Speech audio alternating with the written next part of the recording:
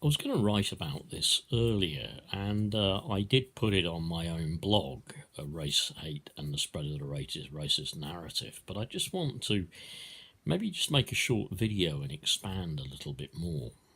It comes about as a result of a meeting we had in Great Yarmouth that was all about standing up to racism.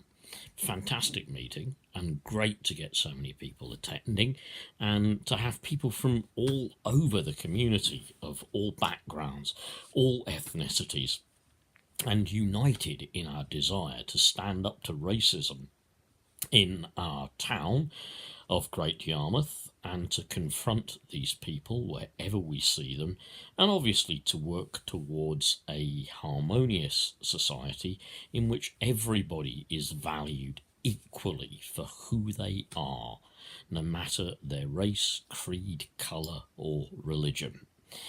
The reason I go on from that is something else I just want to sort of almost bring as a part of that. You may or may not be aware that in recent years, or probably even last year in fact, to be honest with you, a Tory party member was seen attending a meeting on eugenics.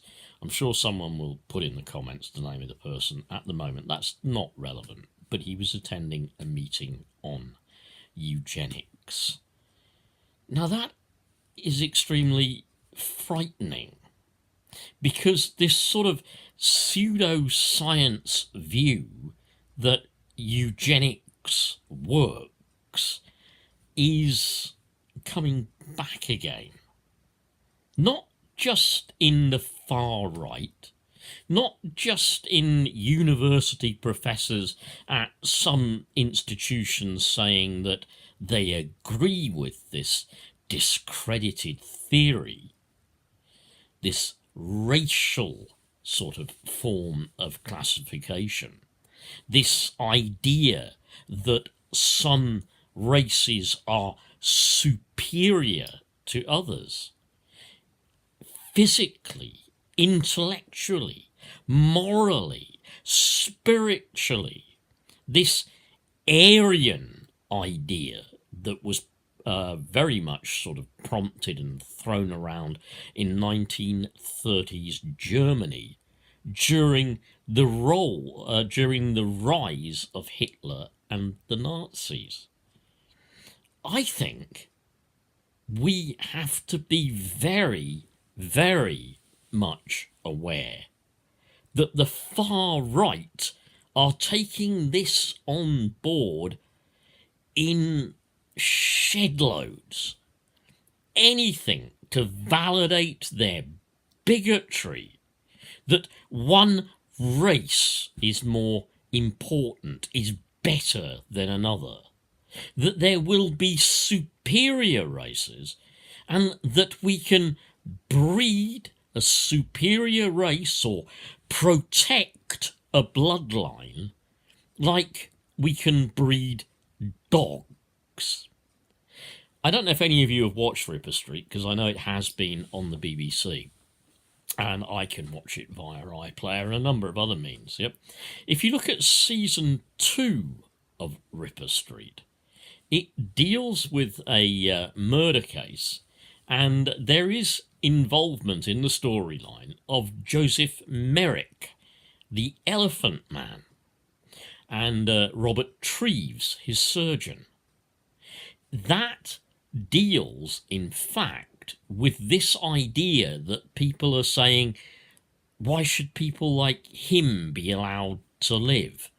Why should they be allowed to reproduce?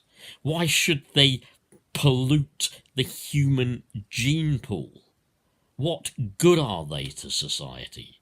Is it not better just to put them out of their misery, to put them down, if you like?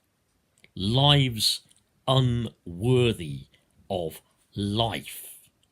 Remember that eugenics was behind the Nazi T4 program to eliminate and kill disabled people. Mercy killings, it was called. Remember that eugenics has been used, well, it even has been used to class people or as lesser value of human beings in the 20th century. There were, for example, African women who were operated on and given gynecological operations, including hysterectomies, purely so that white American surgeons could perfect the process, and clearly so that they could not breed. Forcible sterilization based on eugenics and eugenic principles. With the rise of the far right, this is really scary. And frankly, it's something people need to be aware of, not just in academic institutions, but in society generally, because I believe we are sincerely going back down that route and going back to a time where we'll do anything to justify, legitimate, and make reasonable our simple race hate, intolerance, and bigotry. So please challenge this wherever you find it in any walk of life. Thanks, and please, if you could, pass this on.